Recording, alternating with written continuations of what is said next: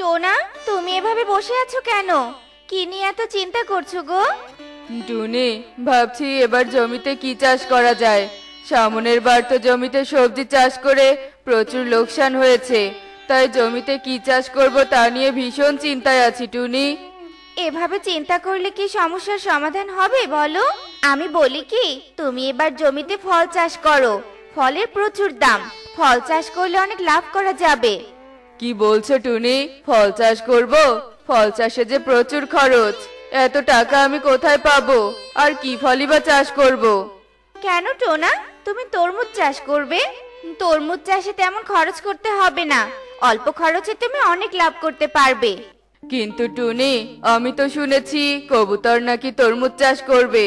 এখন যদি আমিও তরমুজ চাষ করি তবে তো আমার তরমুজ কেউ কিনেই নিবে না। টোনা, তুমি ওসব নিয়ে এত ভেবো না তো। তরমুজ যদি বনে বিক্রি করতে না পারো তবে শহরে নিয়ে গিয়ে বিক্রি করবে। শহরে তো তরমুজের অনেক দাম। তাহলে তুমি আমাকে তরমুজ চাষ করতে বলছো? ঠিক আছে, তবে এবার আমি জমিতে তরমুজ চাষ করব। কিন্তু আমার হাতে যেটুকু টাকা আছে তা দিয়ে যে তরমুজের বীজ কিনতে পারবো না, তাই আমাকে মোড়ল মশাইয়ের কাছে যেতে হবে টাকা ধার নিতে। ঠিক আছে, তবে তুমি মোড়ল মশাইয়ের কাছে যাও। এরপর টোনা মোড়লের কাছে যায় টাকা ধার নিতে। মোড়ল মশাই, আমি আপনাকে একটা কথা বলতে চাই। কি কথা রে টোনা, বল দেখি। আসলে মোড়ল মশাই, আমি এবার জমিতে তরমুজ চাষ করব, তাই আপনার কাছ থেকে কিছু টাকা ধার নিতে এসেছি। এ তো বেশ ভালো কথা, আমি তোকে টাকা ধার দিয়ে দিচ্ছি, তুই কোনো চিন্তা করিস না।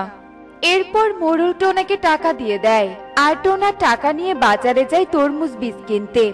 আর বীজ নিয়ে টোনা বাড়িতে ফিরে আসে। টুনি, এই দেখো আমি তরমুজের বীজ কিনে এনেছি, কাল সকালে বীজগুলো জমিতে ছিটিয়ে দিব। টোনা, তুমি তরমুজের বীজ কিনে এনেছো? তার মানে তুমি জমিতে তরমুজ চাষ করবে। আমি অনেক খুশি হয়েছি টোনা, অনেক খুশি হয়েছি। এখন তুমি ঘরে যাও আর বীজগুলো ভালোভাবে রেখে দাও। এরপর টোনা ঘরে গিয়ে তরমুজের বীজগুলো রেখে দেয়, আর এভাবেই সেই দিন কেটে যায়। আর পরের দিন সকালে টোনা বীজগুলো নিয়ে জমিতে যায়, আর জমিতে বীজগুলো ছিটিয়ে দেয়। তখন সেখানে কালু কাক আসে। কি রে টোনা, তুই জমিতে এবার কি চাষ করেছিস? কালু দাদা, আমি জমিতে এবার তরমুজ চাষ করব, তাই তরমুজের বীজ জমিতে ছিটিয়ে দিলাম। কি বলছিস কি, তুইও তরমুজ চাষ করবি? এদিকে তো কবুতরও তরমুজ চাষ করেছে। এক বনে দুজন কৃষক একই ফল চাষ করলে তো তোদের অনেক লোকসান হয়ে যাবে। কালু দাদা, লোকসান হবে কিনা জানি না, তবে আমি যখন তরমুজের বীজ জমিতে ছিটিয়ে দিয়েই দিয়েছি, তখন এসব কথা বলে আর কোনো লাভ হবে না। যা হবে তা দেখা যাবে। হ্যাঁ টোনা, তুই যা ভালো মনে করিস তাই কর। এ কথা বলে কালু সেখান থেকে চলে যায়, আর টোনাও তার বাড়িতে ফিরে আসে। কবুতর, তুই তো এবার আর তরমুজ বিক্রি করে লাভ করতে পারবি না, তোর অনেক বড় লোকসান হয়ে যাবে। কেন কালু দাদা, তরমুজ চাষ করে আমার লোকসান হতে যাবে কেন? কারণ এবার টোনা ওর জমিতে তরমুজ চাষ করেছে। কি বলছো কালু দাদা, টোনা তার জমিতে তরমুজ চাষ করেছে? এসবের কিছুই তো আমি জানি না। কথাটা বলে তো তুমি আমাকে অনেক বড় চিন্তায় ফেলে দিলে। কবুতর, তুই কোনো চিন্তা করিস না, আমার কাছে একটা উপায় আছে। সে উপায়টা যদি তুই কাজে লাগাতে পারিস তবে অনেক লাভ করতে পারবি। কি উপায় কালু দাদা? উপায়টা আমি তোকে সময় মতো বলে দিব, ও নিয়ে তুই ভাবিস না। এ কথা বলে কালু কাক সেখান থেকে চলে যায়, আর এভাবেই বেশ কিছুদিন কেটে যায়। আর কবুতর ও টোনার জমির তরমুজগুলো অনেক বড় হয়ে যায়। আরে বাহ, তরমুজগুলো তো বেশ বড় হয়ে গেছে, কয়েকদিনের মধ্যে বিক্রি করা যাবে। যাই, কালু দাদার কাছ থেকে এবার উপায়টা জেনে আসি।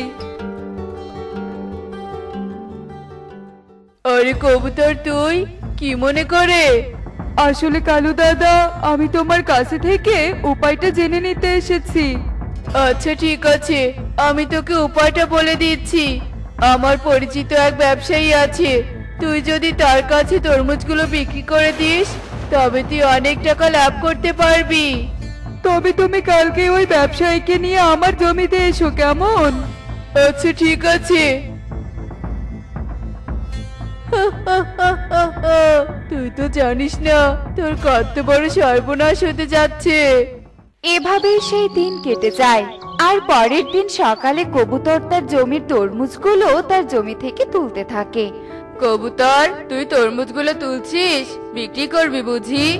হ্যাঁ রে টোনা, আমি তরমুজগুলো বিক্রি করছি এক বড় তরমুজ ব্যবসায়ীর কাছে। কি বলছিস কবুতর? বড় ব্যবসায়ীর কাছে তুই তরমুজ বিক্রি করছিস? ভালো করে তাকে চিনিস তো? সে যেন আবার তোকে না ঠকায়। ভালো করে জেনে শুনে তবে ওই ব্যবসায়ীর কাছে তরমুজ বিক্রি করিস, নয়তো পরে আবার আফসোস করবি বুঝলি? হয়েছে টোনা, তোকে আর জ্ঞান দিতে হবে না। আমি বড় ব্যবসায়ীর কাছে তরমুজ বিক্রি করছি শুনে তোর গা জ্বালা করছে, তাই না? তার জন্যই তো তুই আমাকে ভয় দেখানোর চেষ্টা করছিস। আমি কিছু বুঝি না ভেবেছিস? আমি সবটা বুঝতে পেরেছি, তাই আমি তোর কোনো কথাই শুনতে চাই না।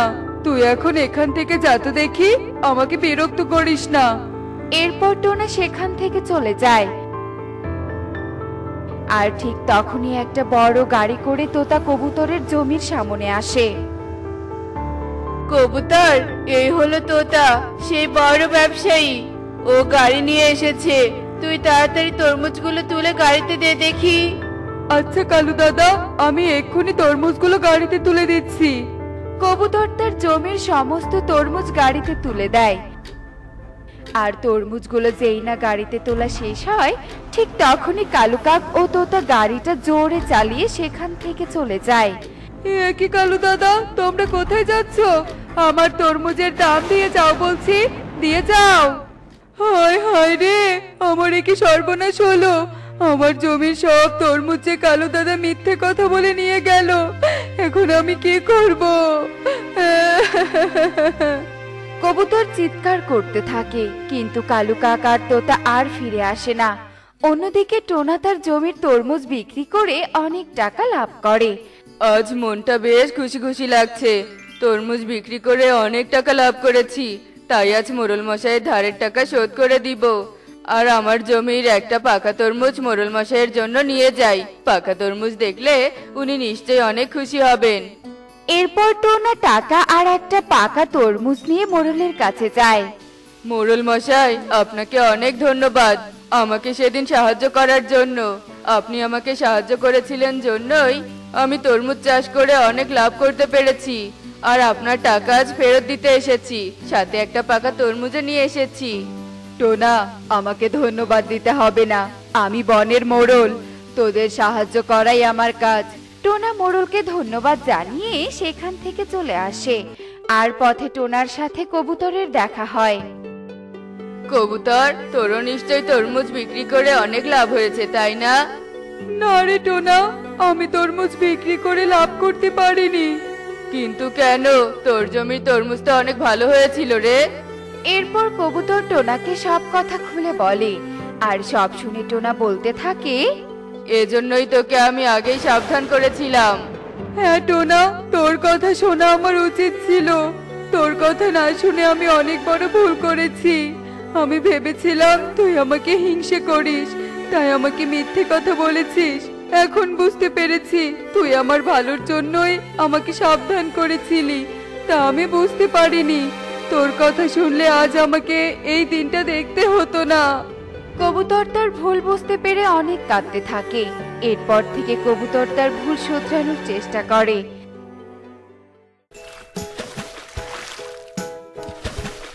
দেখলে তো বন্ধুরা, অন্ধবিশ্বাস একদম ভালো না, তাই কাউকে ভালোভাবে না জেনে শুনে বিশ্বাস করা উচিত না। এমনই সব মজার মজার শিক্ষণীয় টুনি পাখির গল্প দেখতে আমাদের সাথেই থেকো। আর গল্পগুলো কেমন হয়েছে তা কমেন্টে জানাতে ভুলো না কিন্তু। বাই। শোনো শোনো শোনো, প্রতিবারের মতো এবারও বন প্রধান মশাই ঘর বানানোর প্রতিযোগিতার আয়োজন করতে চাইছেন। তাই বনের সকল পাখিদের নতুন নতুন ঘর বানানোর প্রস্তুতি নাও। তোমাদের বানানো ঘর দেখেই বিজয়ী ঘোষণা করা হবে। আর বিজয়ীকে পুরো 1000 সোনার মুদ্রা পুরস্কার দেয়া হবে। শোনো শোনো শোনো। সুখী দিদি, আগের বার তো তুমি ঘর বানিয়ে পুরস্কার জিতেছিলে, এবারও কি তুমি নতুন ঘর বানাবে নাকি? বানাতে তো চাইছি, এই প্রতিযোগিতায় তো সবাই অংশগ্রহণ করতে পারবে, তবে আমি আবার বাদ পড়বো কেন? একবার পুরস্কার জিতেছি তো কি হয়েছে, এবার চেষ্টা করতে তো আর দোষ নেই। হ্যাঁ, সেটাও ঠিক। তবে দিদি, কিভাবে ঘর বানালে ঘর মজবুত হবে গো, আর দেখতেও সুন্দর হবে? আচ্ছা আচ্ছা, চাপ নিস না টুনি, আমি যতটুকু পারি সাহায্য করব। এখন বরং তুই বাসায় গিয়ে চিন্তা কর কিভাবে তুই ঘর বানাবি আর কিভাবে রং করবি। হ্যাঁ দিদি, সেটাই করতে হবে। আমি বরং যাই, একটা ঘর বানাতে তো আর কম বাঁশ কাঠ লাগবে না, বাসার কাঠটা জোগাড় করার ব্যবস্থা করে ফেলি গিয়ে।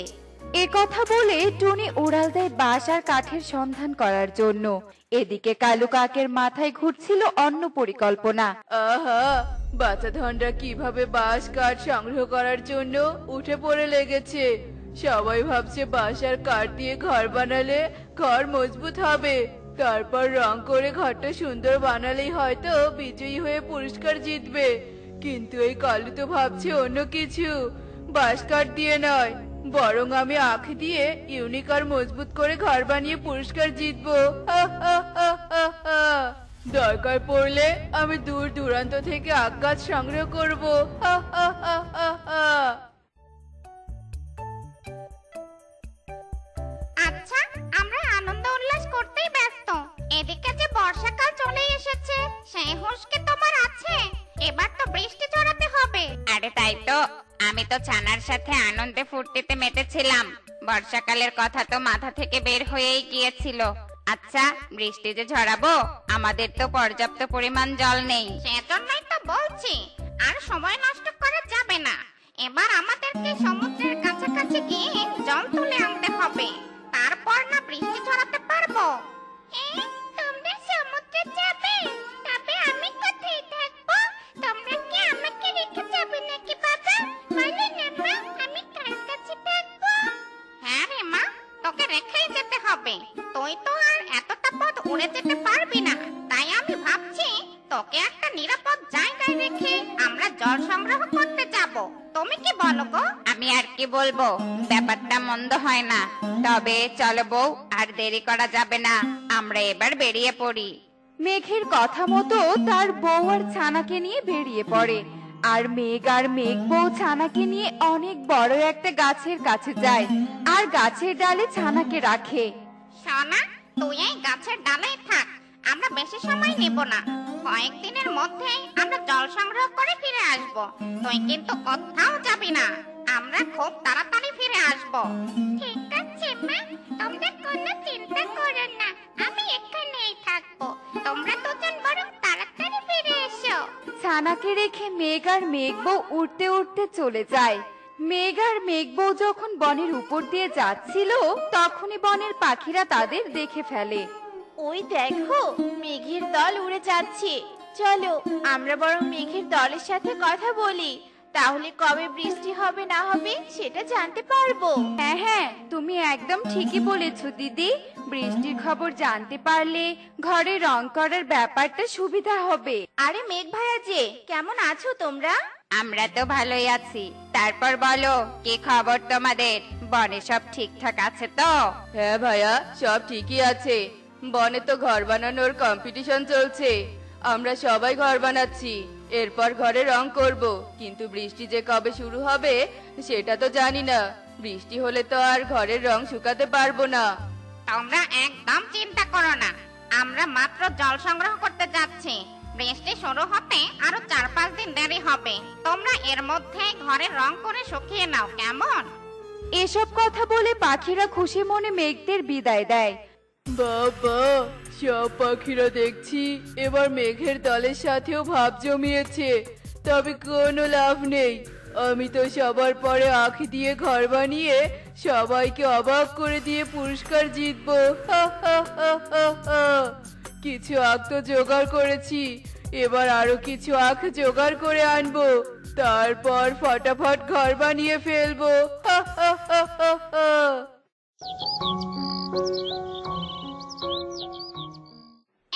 বড্ড অস্থির লাগছে আজ। বাবা মা চলে যাওয়ার পর থেকে একা একা এখানে আছি। আমার একটা খেলার সঙ্গীও নেই, এদিকে বাবা মা আসারও কোনো খবর নেই। দূর, ভালোই লাগে না। আরে এটা আমি কি দেখছি? এটা তো মেঘের ছানা।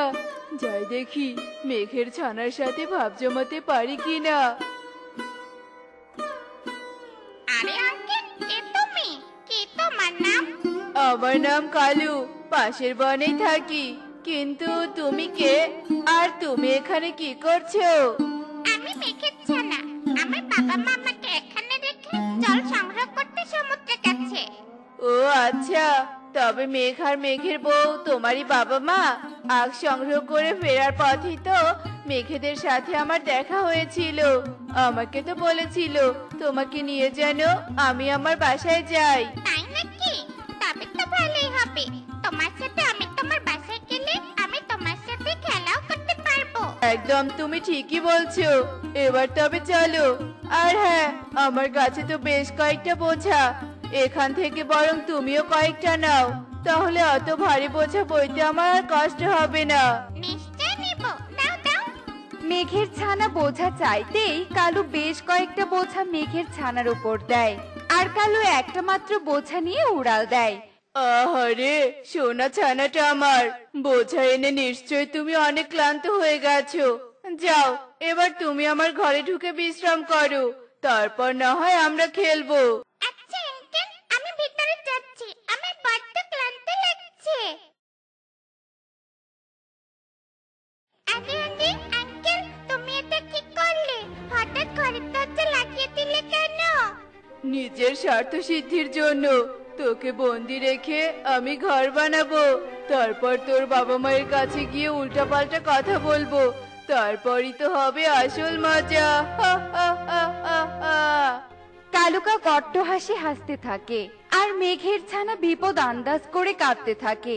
তারপর কালু কাক তার পরিকল্পনা মতো আগ দিয়ে ঘর বানাতে থাকে। অক্লান্ত পরিশ্রম করে ঘর বানানোর কাজ শেষ করেই কালু মেঘ আর মেঘের বউয়ের কাছে যাওয়ার জন্য রওনা দেয়। বাও, জল সংগ্রহ করা শেষ। এবার আমরা অনায়াসে বর্ষাকাল জুড়ে বৃষ্টি ছড়াতে পারবো। চলো এবার তবে ছানার কাছে যাওয়া যাক। হ্যাঁ হ্যাঁ, চলো চলো। তোমরা কোথায় যাচ্ছ? আগে তো আমার কথাটা শুনবে। আমি তোমাদেরকে একটা দুঃসংবাদ দিতে এসেছি। দুঃসংবাদ? কিসের দুঃসংবাদ? কি হয়েছে বলো। সর্বনাশ হয়েছে। তোমাদের ছানাকে বনের পাখিরা বন্দি করে রেখেছে। বনের পাখিরা বলেছে ওদের বানানো ঘরের রং যতদিন না শুকাবে ততদিন তোমাদের ছানাকে বন্দি রাখবে, আর ছানাকে বন্দি রেখে বৃষ্টির কবল থেকে তাদের ঘরকে রক্ষা করবে। এত বড় দুঃসাহস? তবে এবার ওই পাখিরা বুঝবে আমার ছানাকে বন্দি করলে কি শাস্তি পেতে হয়। আমার স্বার্থ হাসিল হয়েছে। এবার মেঘের দল গিয়ে বৃষ্টি ঝরিয়ে সব পাখিদের ঘরের রং খারাপ করে দিবে। মাঝখান থেকে আমার আখের ঘরের জন্য আমি পুরস্কার জিতবো। আর এদিকে মেঘ আর মেঘের বউ রেগে মেগে বনের উপরে গিয়ে বৃষ্টি ছড়াতে শুরু করে। বৃষ্টির জলে সব পাখিদের ঘরের রং নষ্ট হয়ে যায়। হায় হায়, এ কি সর্বনাশ হলো! হঠাৎ বৃষ্টি শুরু হলো কেন? মেঘ তো বলেছিল বৃষ্টি হতে দেরি আছে। এভাবেই সব পাখিরা অসহায়ের মতো কাঁদছিল। আর মেঘের বউ উড়তে উড়তে তার ছানাকে দেখতে পায়, আর জাদু করে ছানাকে মুক্ত করে।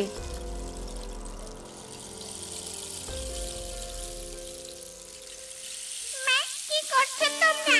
আমাকে তো শয়তান কালো বন্দি করেছিল, আর তুমি কিনা পুরো বনে বৃষ্টি ছড়ালে। সব পাখিদের যে সর্বনাশ হলো। এবার তো কালো আখের ঘর নিয়ে পুরস্কার জিতবে। আরে বাব্বাস কালো, দেখাচ্ছি মজা। তুই আমাকে মিথ্যা বলে আবার আমার ছানাকে বন্দি করেছিলি। এবার তোকে তোর পাপের শাস্তি পেতে হবে। এ কথা বলে মেঘ বউ জাদু করে কালুর আখের ঘর ভেঙে দেয়। দেখলে তো বন্ধুরা, শেষ পর্যন্ত কি হলো? কালু যেমন কর্ম করেছে তেমন শাস্তি পেল। এজন্যই বলে যেমন কর্ম তেমন ফল। এমনই সব মজার মজার শিক্ষণীয় টুনি পাখির গল্প দেখতে আমাদের সাথে থেকো। আর গল্পগুলো কেমন হচ্ছে তা কমেন্টে জানাতে ভুলো না কিন্তু। Bye bye.